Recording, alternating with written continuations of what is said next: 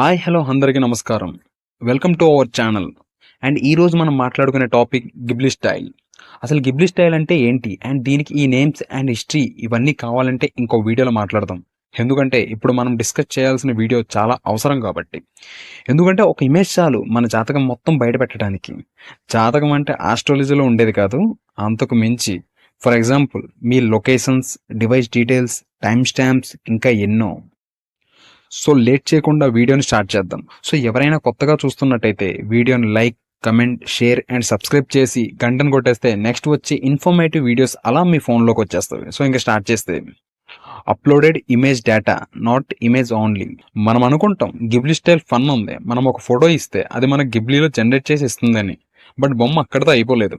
మనం ఓన్లీ మన ఇమేజ్ మాత్రమే ఇవ్వట్లేదు, మన ఇమేజ్ డేటాని దానికి ఇస్తున్నాం. ముందుగా చాలా ఏఐస్ ఏం చెప్తాం అంటే టెంపరీ ఇమేజ్ జనరేషన్ కోసం మాత్రమే మీ ఫోటోని స్టోర్ చేస్తామని.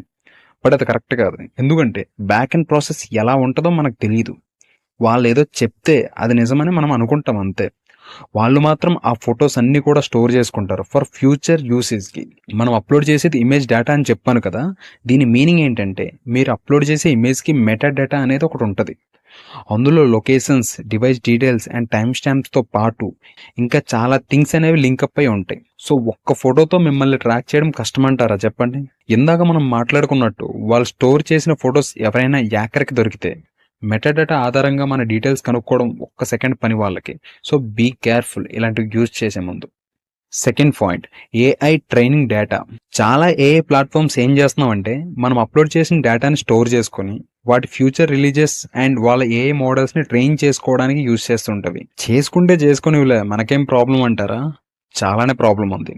మీకు తెలియకుండా మీ ఫేస్తో క్రియేట్ అయిన వీడియోస్ సోషల్ మీడియాలో వైరల్ అయితే ఆర్ ఫోన్ సైట్స్లో ఉంటే భయంగా ఉంది కదా.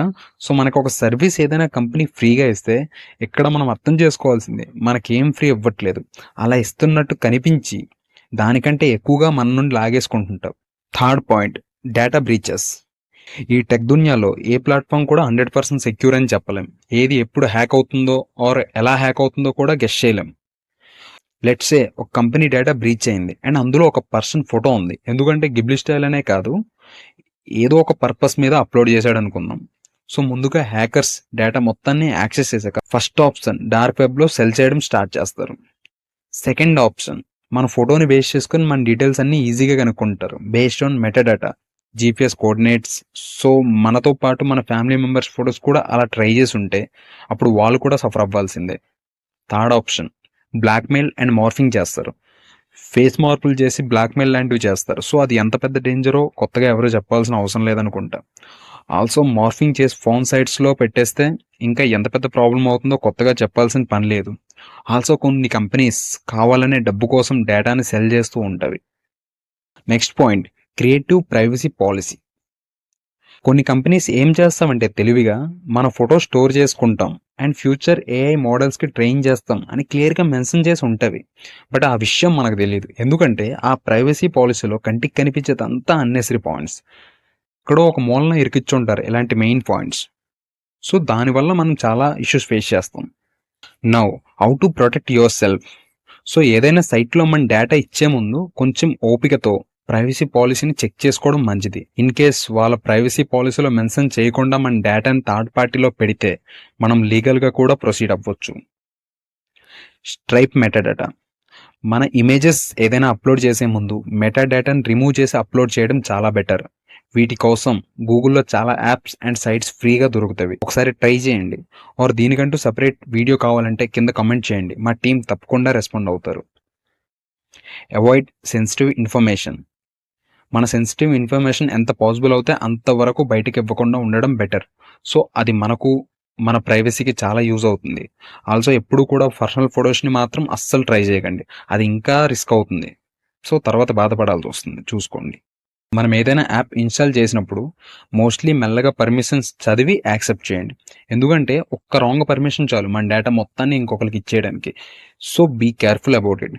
ఈ పర్మిషన్స్ ఇవ్వాలి ఆర్ ఏ పర్మిషన్ ఇవ్వాలి ఆర్ ఏది ఇవ్వకూడదు అని ఎలా తెలుసుకోవాలంటే ఈజీ.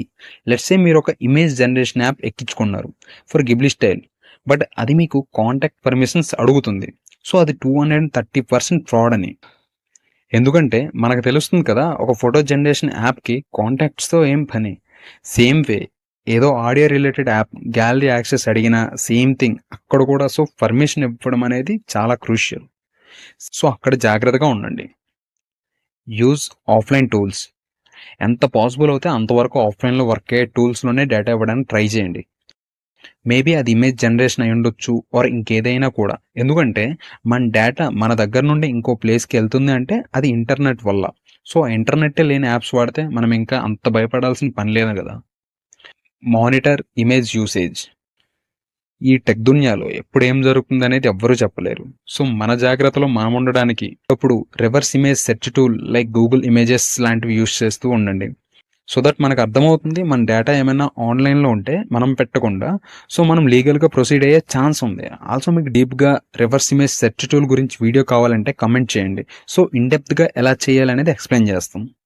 సో ఇది ఈరోజు వీడియో. సో ఇంకా చాలా points about Ghibli style data ఎలా బ్రీచ్ అవుతుంది అండ్ సేమ్ దానికి మనం ఎలా ప్రొటెక్ట్ చేసుకోవాలనేది కూడా ఉన్నవి.